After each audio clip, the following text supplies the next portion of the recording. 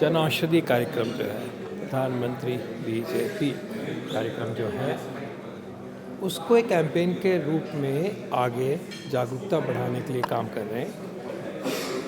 जन औषधि केंद्र एक आउटलेट होती है जिसमें कि जेनेरिक दवाइयाँ, हाई क्वालिटी जेनेरिक दवाइयाँ उपलब्ध की जाती हैं और एक सरकारी सिस्टम के अंतर्गत उनकी गुणवत्ता को देखते हुए उनको वहाँ पे उपलब्ध कराया जाता है। और जो आउटलेट होती है वो एक प्राइवेट आउटलेट होती है और सप्लाई जो आती है वो बिल्कुल स्टैंडर्ड सप्लाई दवाइयों की होती है। मुझे बहुत खुशी है बताते हुए कि जन औषधि केंद्रों में 2050 के लगभग दवाइयों का प्रावधान है और लगभग 300 जो सर्जिकल आइटम्स हैं और हेल्थ आइटम्स हैं उनको वहाँ पे मिलता है। अब हमने ये नेटवर्क क्यों पैदा किया? इसका नेटवर्क पैदा करने के पीछे प्रधानमंत्री जी की सोच है कि दवाइयाँ, उच्च कोटि की दवाइयाँ अफोर्डेबल प्राइस पे, हाई क्वालिटी जो मेडिसिन है हमारे देश में बनती हैं, उनको एक बड़े नेटवर्क के द्वारा लोगों के पास जाके प्राप्त किया जाए।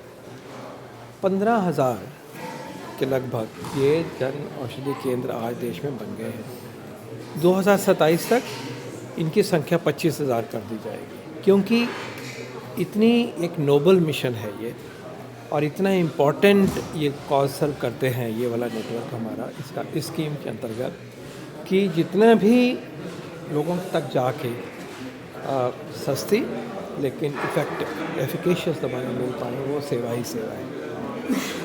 जब हम देखते हैं कि खर्च हेल्थ के ऊपर जब होता है तो वो खर्च किस किस तरह से बनता है, क्यों होता है, तो उसमें निकल के आता है कि हम कुल मिला के लगभग 50-60% जो हमारा खर्चा होता है स्वास्थ्य पे और अपनी जेब से देना पड़ता है जब भी हमें, तो वो दवाइयों पे होता है। इसका मतलब ये हो गया कि अगर दवाइयों की कीमत कम होगी और गुणवत्ता होगी और दवाइयाँ मिलेंगी तो ये खर्च हमारे बोझ पे नहीं आएगा और स्वास्थ्य का लाभ होगा और मैं ज़्यादा दवाई ले पाऊँगा अगर मेरे को ज़रूरत उस तरह की है।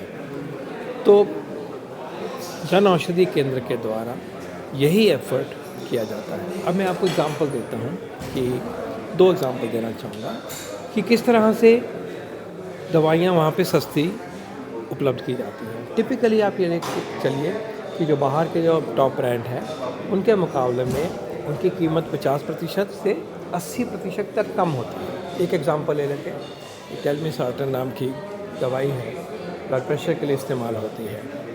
अगर उसका हम टॉप 3-4 ब्रांड का देखें तो कितने की 10 गोली मिलती है 40 मिलीग्राम की, तो 72 रुपये, और जन औषधि केंद्र में मिलती है सिर्फ 6 रुपये में 10 गोली टेलमिसार्टन, और क्वालिटी में कोई अंतर नहीं है। अगर एक पेन की दवाई होती है, इस तो क्लोफिनाक कहते हैं उसको, उसी तरह से देखें तो जन औषधि केंद्र में वो दवाई मिलती है 8 रुपये की 10 गोली, और टॉप ब्रांड मार्केट में आप जाते हो तो वो 55 रुपये की मिलती है, 7 गुना उसकी कॉस्ट होती है। शॉर्ट पॉइंट ये है कि सिस्टमेटिक तरीके से इन दवाइयों को जो गुड क्वालिटी WHO के स्टैंडर्ड को मीट करते हुए जो कंपनीज होती हैं वहाँ मैन्युफैक्चर हुई दवाइयों को लिया जाता है, उनके आगे गुणवत्ता के जो मानक हैं उनको भी सिद्ध दोबारा किया जाता है, इंस्पेक्शंस भी की जाती हैं, टेस्टिंग भी करी जाती है, कंपैरिजंस भी करी जाती है। तो उसको चलते हुए गुणवत्ता में कोई कमी नहीं है,